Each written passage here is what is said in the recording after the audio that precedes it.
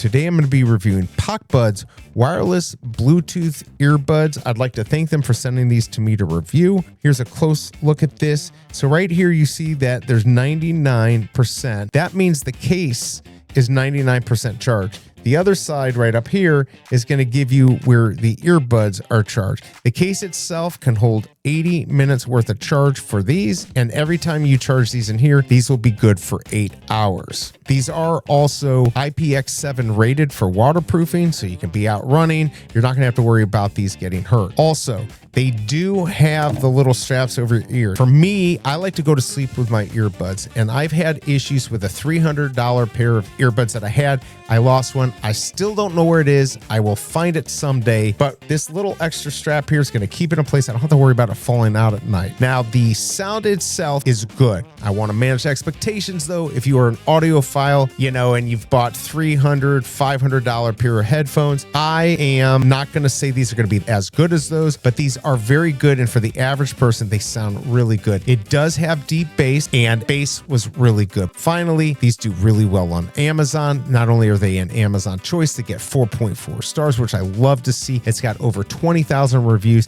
and just this color right here sold 500 plus last month. I hope this review helps, and I'll see you next time.